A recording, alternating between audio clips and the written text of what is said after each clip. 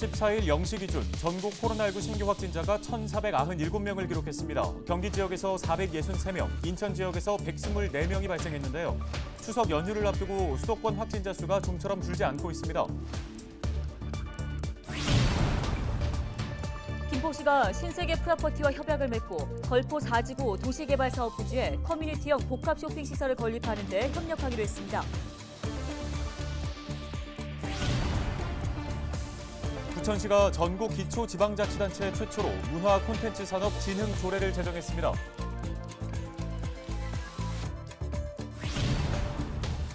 인천시가 국민의힘과 예산 정책 협의를 갖고 환경과 교통 등 인천 이슈 해결에 적극적으로 협조해 줄 것을 요청했습니다.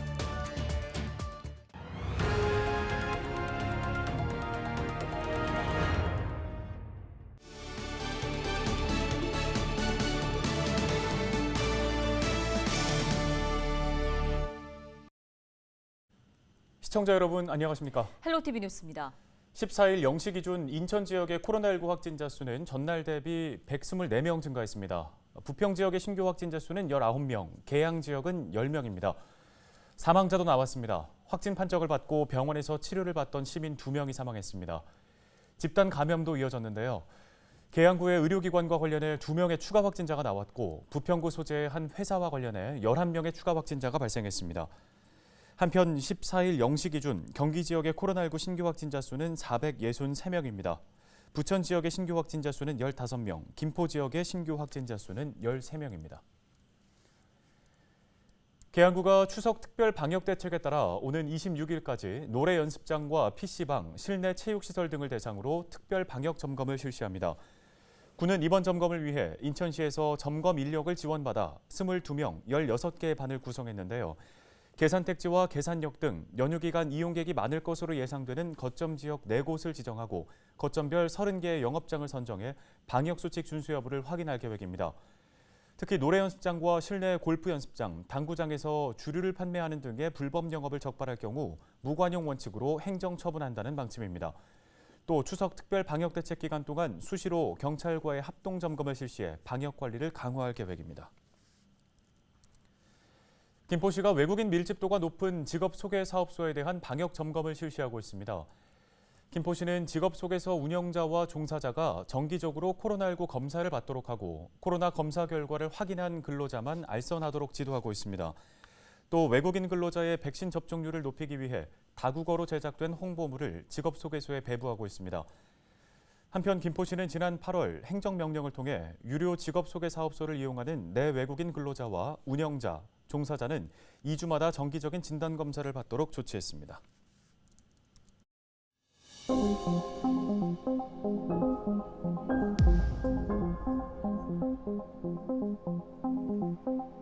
인건비도 안 나오고 임대료도 안 나오고 권리금은 주고 들어왔고 그거 어떻게 합니까? 죽으라는 건지 살라는 건지.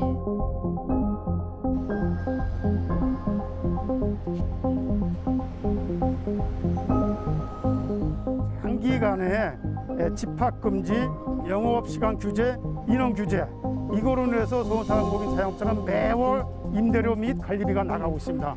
밑더미 허덕에서 너무 매우 힘듭니다. 우리 자영업자 소상공인 여러분들이 많은 위기감이 있고 그다음에 자살까지 하는 사례가 있습니다. 우리 부천시에 제발 좀 인원 규제, 집합금지, 영업시간 규제 이걸 좀 위드 코로나와 함께 같이 가서 먹고 사는 문제를 해결해 줬으면 고맙겠습니다.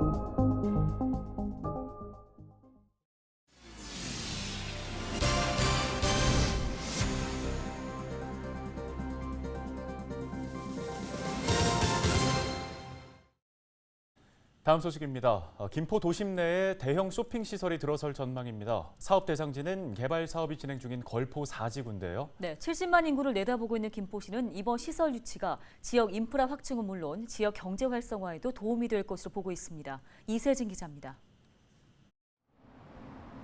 오는 2026년 준공을 앞두고 있는 김포 걸포 4지구 도시개발사업 부지입니다. 도심 한가운데 위치한 이곳 부지 안에 대규모 쇼핑시설이 들어설 전망입니다. 김포시는 14일 신세계 프로퍼티와 협약을 맺고 이곳에 커뮤니티형 복합 쇼핑시설을 건립하는 데 협력하기로 했습니다. 걸포 4지구 도시개발사업 구역 내에 커뮤니티형 복합 쇼핑시설 양해 각서를 체결하게 된 것은 김포의 무한한 가능성과 미래를 예측한 결과라고 할 수 있습니다. 시에서는 신세계 프로퍼티의 복합 쇼핑시설이 성공적으로 건립될 수 있도록 적극 협력하고 쇼핑시설이 들어설 걸포 4지구는 김포 한강신도시를 비롯해 인근 도시들과도 인접한 지역입니다. 특히 이번 업무 협약에 따라 이곳에 복합 쇼핑시설이 들어선다면 한강신도시 개발 이후 김포시가 도심 안에 유치하는 첫 번째 대규모 쇼핑시설이 됩니다. 신세계 프로퍼티 측은 이곳에 주민들이 함께 즐길 수 있는 복합 문화공간을 구상하고 있다고 밝혔습니다. 저희는 본 사업을 적극적으로 검토하여 이곳이 단순한 상업시설이 아니라 지역 주민들이 함께 즐기고 머무는 미래형 커뮤니티형 복합 공간으로 개발되도록 하겠습니다. 도심 안에 백화점이나 대형 쇼핑시설을 유치하는 건 김포 시민들의 수건이자 민선 7기 핵심 공약 가운데 하나.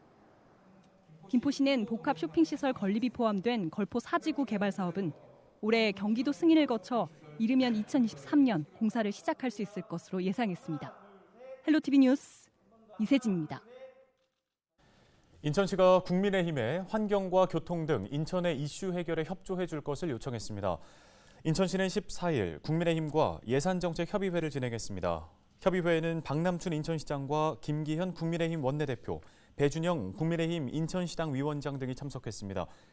이 자리에서 인천시는 7호선 청라 연장과 백령공항 조성, K바이오 랩허브 사업 예타 대상 선정 등 지역 주요 사업에 초당적으로 협력해 줄 것을 희망했습니다. 특히 박남춘 인천시장은 수도권 매립지 종료 등 환경 분야에 대해서도 적극적인 지원을 요청했는데요. 박 시장은 지난 30년간 인천 시민은 수도권 매립지로 인해 환경 피해를 받아왔다며 2025년 수도권 매립지 종료에도 함께 힘을 모아주시기 바란다고 말했습니다. 협의회에 참석한 김기현 국민의힘 원내대표는 인천시 현안 과제들이 잘 해결될 수 있도록 적극적으로 지원하겠다고 답했습니다. 부천시가 지난 13일 전국 기초지방자치단체 최초로 부천시 문화콘텐츠산업진흥조례를 제정했습니다. 조례의 주요 내용은 문화콘텐츠 산업 중장기 기본계획 수립과 우수 콘텐츠 기업의 관내 이전 지원, 문화콘텐츠 전문 투자조합 운영 지원 등입니다. 부천시는 이번 조례 제정을 토대로 상동 영상문화단지 개발 등 문화콘텐츠 산업을 육성해 나갈 계획을 세웠습니다. 장덕천 시장은 기초지방자치단체에서 유일하게 문화콘텐츠 산업 진흥조례를 제정한 만큼 상상력과 창의성에 기반한 선도적인 문화콘텐츠 산업 육성을 위해 노력하겠다고 강조했습니다.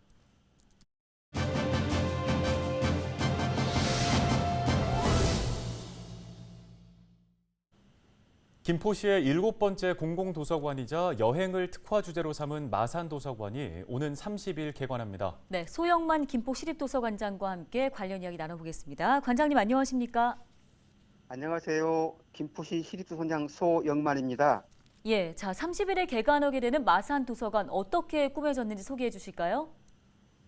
마산도서관은 마산동 마리미 공원 내에 연면적 3,408제곱미터, 지하 1층, 지상 3층 규모로 140억 원 예산을 투입하여 건립했습니다. 1층에는 유아 자료실과 어린이 자료실이 있고 2층에는 종합 자료실이, 3층에는 다목적실과 문화교실, 북카페, 이용자 휴게실 등이 있습니다. 마산도서관에서는 개관 시에 48,000권의 도서와 99종의 신문, 잡지를 이용할 수 있으며 특히 디자인 제안 공모를 통해 선정된 가구를 설치하여 마산도서관의 개성을 잘 살렸습니다. 그리고 이용자 편의를 위한 노트북 대치기를 설치해 노트북을 쉽게 빌려 쓸 수 있도록 했습니다. 네, 마산도서관은 여행 특성화 도서관이라는 점에서 눈길을 끕니다. 다른 도서관들과 어떤 차이점이 있을까요? 김포시 각 공공도서관마다 특화 주제를 운영하고 있습니다. 마산도서관은 여행을 특화 주제로 하고 있습니다.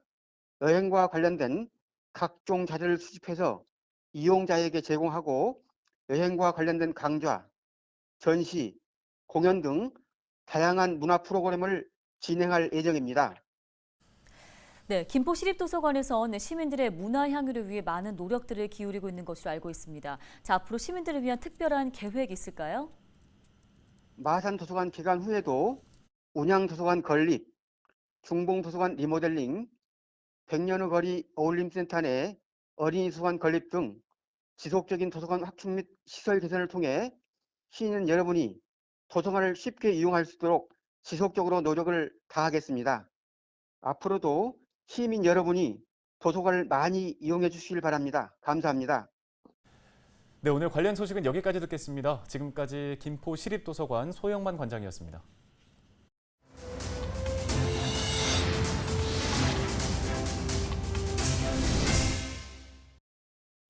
다음 소식입니다. 김포시가 전류리 포구에 어린 황복 44만여 마리를 방류했습니다. 이번에 방류된 어린 황복은 1, 2년 후 다 자란 물고기로 성장해 어업인 소득 증대에 도움이 될 것으로 보입니다. 김포시는 올 가을에만 어린 참게와 꽃게에 이어서 황복을 방류하며 고갈돼가는 수산 자원을 회복시키는 데 동참하고 있습니다. 인천소방본부가 추석 연휴에 대비해 오는 17일부터 23일까지 일주일 동안 구급 상황 요원을 증원해 24시간 비상 근무 체계에 들어갑니다. 최근 5년 동안 추석 연휴 기간 종합상황실에 접수된 응급 의료 상담은 하루 평균 523건입니다. 평상시 접수 건수인 159건보다 3배 이상 많은데요. 특히 병원과 약국 안내 상담이 하루 평균 428건으로 가장 많은 비중을 차지합니다. 추석 연휴에 응급 의료 상담이 몰리게 됩니다. 윤인수 인천소방본부 119 종합상황실장은 명절에는 기도 막힘이나 음식물 조리 중 화상 등의 응급 상황이 많아 주의가 요구된다며 응급 환자 발생 시 신속히 119로 신고하고 구급상황관리사가 지도하는 대로 응급처치를 하며 구급대원이 오기를 기다려야 한다고 설명했습니다. 인천경찰청이 오는 22일까지 소음 등 이륜차의 법규 위반 행위를 집중적으로 단속합니다. 인천경찰은 암행 순찰차와 고성능 캠코더 등을 활용해 신호 위반과 난폭 운전 등을 단속할 계획입니다. 특히 경찰 오토바이를 투입해 현장 단속도 강화할 방침인데요. 올해 8월 기준 전년 대비 인천 지역 이륜차의 사고 발생 건수는 4.7%, 사망 사고는 50% 증가했습니다. 부평 삼산 해돋이 공영주차장이 15일부터 운영을 시작합니다. 해돋이 공영주차장은 2층 구조로 97면의 주차 공간을 갖추고 있습니다. 주차장은 이달 말까지 무료로 운영되며 오는 10월 1일부터 유료로 전환됩니다. 차준택 부평구청장은 이번 주차장 조성으로 인근 주택가의 주차난이 해소될 것으로 기대된다며 지역 상권 활성화에도 도움이 될 것이라고 말했습니다. 부평구가 코로나 상생 국민지원금 신청 목적에 한해 주민등록증, 초본과 가족관계증명서 발급 수수료를 한시적으로 면제해 줍니다. 구민들은 구청과 행정복지센터 내 민원 발급 창구와 모인 민원 발급기를 이용할 때 발급 수수료를 면제받을 수 있습니다. 수수료 면제 기간은 코로나 상생 국민지원금 신청이 종료되는 11월 12일까지입니다. 부평구 관계자는 코로나19로 힘든 시기를 보내는 구민들의 경비 부담을 덜어주기 위해 수수료 면제를 결정했다고 말했습니다. 부평구가 부평 미군기지의 일부분이었던 오수정화조 시설의 역사와 철거 과정을 정리한 자료집을 발간했습니다. 이번 자료집에는 주한 미군 관련 기록과 오수정화조 시설의 설치, 부평 지역 도심 발달 사항 등이 담겨 있는데요. 특히 부평구는 기록화 작업뿐 아니라 전문가 자문을 거쳐 현장에서 나온 보존 물품들을 재활용하거나 보존 전시할 계획입니다. 황순우 부평구 도시재생 뉴딜 총괄 코디네이터는 보잘것없는 작은 시설이지만 아픔을 간직한 우리의 역사를 제대로 보여주기 위해 기록을 결정했다고 설명했습니다. 한편 오수정화조는 지난 1월 도시재생 부평 11번가 사업을 위해 철거됐습니다. 해당 부지에는 행복주택과 공공임대상가, 주민생활시설 등이 들어설 계획입니다. 네, 헬로티비 경인뉴스. 오늘 저희가 준비한 소식은 여기까지입니다. 네, 시청해주신 여러분 고맙습니다.